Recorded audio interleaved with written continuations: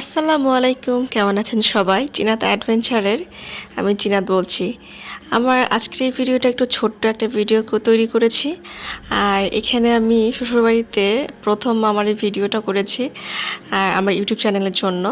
আসলে রেডি হচ্ছিলাম, আমার ছোট ননদিনীর বাড়িতে আমাদের একটা দাওয়াত ছিল, আমি আর আপনাদের ভাইয়া। তো আসলে ওর মেয়েটার ছোট্ট একটা আমার ঘরোয়া প্রোগ্রাম ছিল, বার্থডে প্রোগ্রাম ছিল। তো এই জন্য সাজুগুজু করে রেডি হলাম। আর মেয়ের জন্য অন্যদিনকে দিয়েছি আমাকে একটু সুন্দর করে ভিডিও করে দাও, ছবি তুলে দাও। আসলে যাই হোক, আলহামদুলিল্লাহ সবাই খুবই ভালো, সবাই আমাকে খুব ভালোবাসে। তো সব মিলিয়ে আলহামদুলিল্লাহ অনেক ভালো আছি। আর চেষ্টা করব কিছুদিন পরে রেগুলার ভিডিও দেওয়ার, কারণ বুঝতেই পারছেন আমার যেহেতু নতুন সংসার, সেক্ষেত্রে আমাকে একটু সময় দিতে হচ্ছে। ইনশাল্লাহ আমার ইউটিউব ফ্যামিলিকেও আমি সময় দেব আর আমার ছোট ছোট মোমেন্টগুলো আপনাদের সঙ্গে শেয়ার করব। আজকে অনেক দিন পর শাড়ি পরেছি, সাজুগুজু করেছি। আচ্ছা, আমি বুঝতে পারছি না, আমি বিয়ের পরে না অনেক মোটো হয়ে গেছি আর পচা দেখা যাচ্ছে।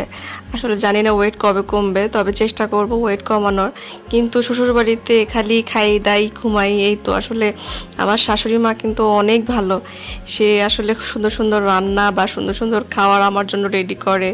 আমি যা যা খেতে পছন্দ করি সে সেটাই কিনে দেয়।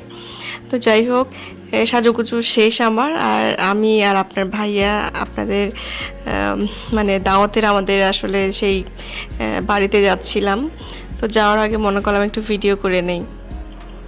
তারপরে আমার ননদিনী খুবই স্পেশালভাবে আমাদের জন্য খাওয়ার অ্যারেঞ্জ করেছিল। আমি তো চিন্তাও করতে পারিনি ও আসলে এত সুন্দর করে গুছিয়ে আমাদের খাওয়ার অ্যারেঞ্জ করবে। আর আপনার ভাইয়া তো ভিডিও করতে খুবই আনকমফোর্ট ফিল করে, ও আসলে ভিডিও করতে চাচ্ছিল না।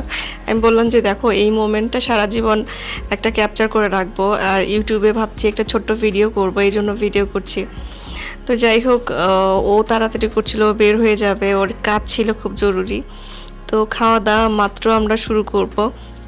তো খাওয়ার সময় আমাকেও খাইয়ে দিচ্ছিল। আসলে আমরা গিয়েছিলাম একদম বিকেল বা সন্ধ্যার কিছুটা সময়, ওই সময় আসলে খাওয়া আসলে যায় না, তারপরে একটু খেয়েছি।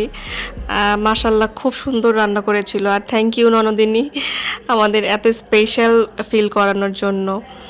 তো যাই হোক, সবার আমার ভিডিওটা কেমন লেগেছে অবশ্যই আমাকে কমেন্টসে জানাবেন, আর সবাই ভালো থাকবেন। আর লাস্টে ছিল আমাদের ছোট্ট বাবুটার বার্থডের সেলিব্রেশন, তার দাদা এবং দাদির সঙ্গে কেক কাটছিল। আল্লাহ হাফেজ।